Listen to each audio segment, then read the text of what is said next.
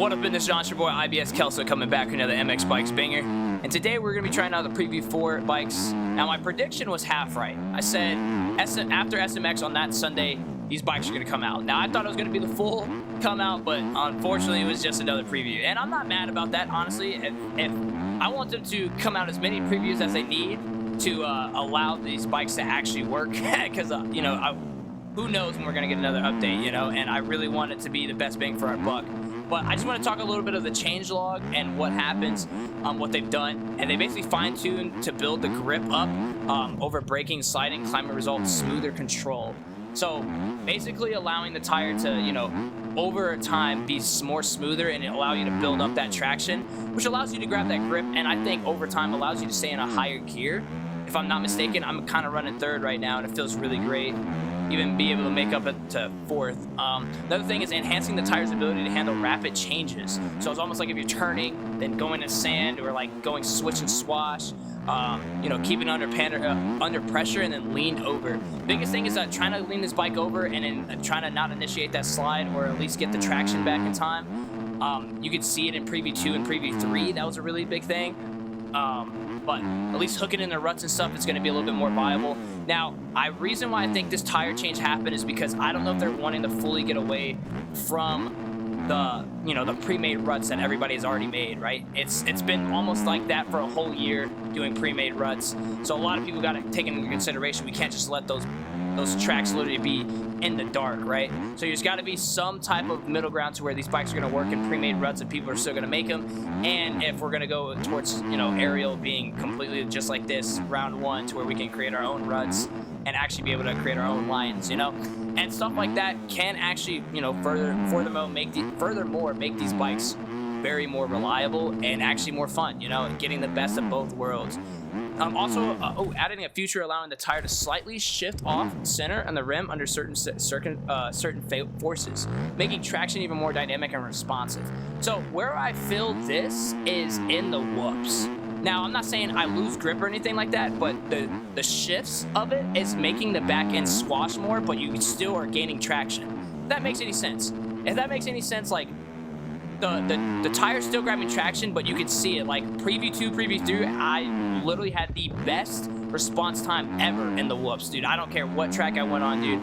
The whoops were killer, like the best place to ever be in. But now, I don't know if you guys can see it, when I go in the whoops, the back end just immediately starts to swash just a bit. It's still controllable, but you can see that you have to maintain it a little bit more. As you can see right there, it just automatically, right? And let's go back and through it again. Maybe I'll stay third instead of going to a higher gear.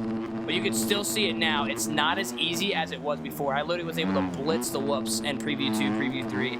So that's something to where you're going to have to do a little bit more control on the bike, which I kind of enjoy. The whoops felt way too easy, and I think they probably recognize that. So that's also a huge W. But that also being said, they increased rear brake strength. I think this is amazing, because allowing yourself to actually hit the rear brake and then slide down, or for instance, guys going wide, you need to go here, you need to brake. That rear brake strength should allow you to lock up that chain. I don't know if you guys hear that, you know, the chain chatter.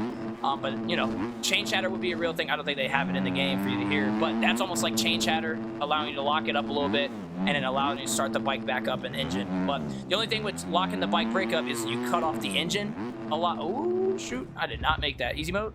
Nope, no easy mode.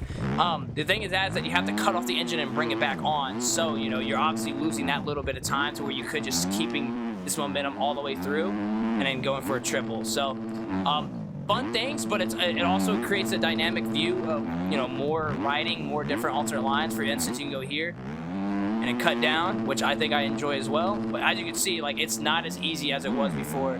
Now I've ran the 90 tire already. I'm back on the 180. It is just insanely harder to run through the whoops, which I enjoy. You know, you're gonna have to definitely get that setup completely dialed in.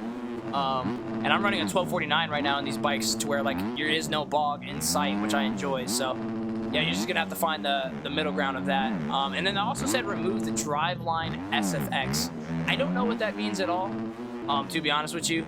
But, you know, if someone smarter was able to elaborate, boom, you've got it in the bag. But yeah, that's kind of like the changelogs. I guess now we'll focus up on trying to hit some really good lines. I did up the E-row to like 1.4. I just want to see if I can start creating my own little ruts in the track. and see if it actually works. See if we take this inside, get the power right back.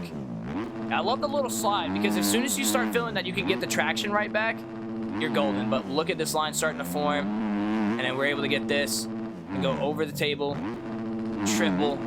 So sorry for the first 5 minutes. I guess I was really reading and trying to focus on what I was, I guess, talking about before I wanted to run some really good lines. So, but yeah, let's see if we can make it in. I'm gonna try to go 5th gear in the whoops. How about that?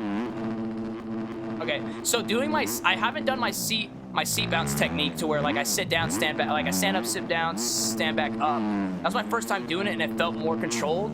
I didn't have to do that before. The bike literally was just able to run through the whoops like it was nothing. So with that change, I'm gonna have to, you know, go back to some of my ways of how I ride the bikes now. But the bikes feel great. I'm glad they're not back to like beta 18 style to where they're like super grippy, to where I can literally just go here completely all the way through and run it and rail it. You know, the bike still slid out right there, which I enjoy. So we're not back on a beta 18 life. They're trying to find the best controllable route for these bikes, and I enjoy that. I really do. So let's see if we can slow her down again. And also, I'm sorry that I'm not really showing any motocross side of these bikes.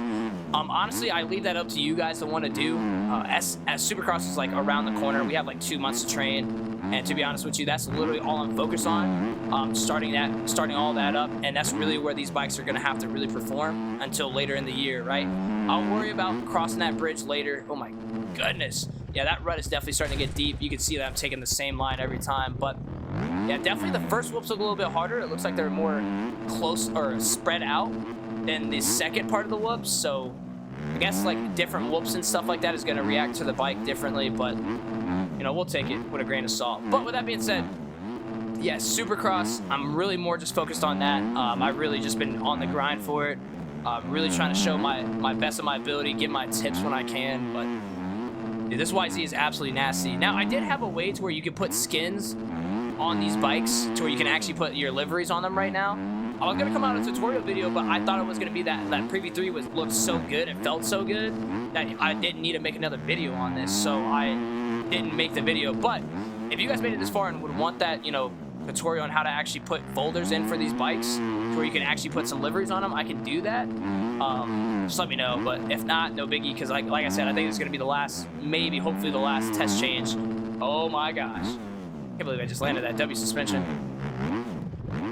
But the bike's very responsive in almost every gear. 1249 is kind of like my go-to gearing for Supercross. I don't bog in almost any situation I go into. I felt way better. So things like that's going to be huge. Oh, nice, nice, nice. 5th gear. Yeah, 5th gear just feels so great. See if I can do an alternate. Oh, nope, can't do it. Up over. 2nd gear. Nice. Yeah, I mean, honestly, just trying to create my own ruts and stuff. The bike feels great.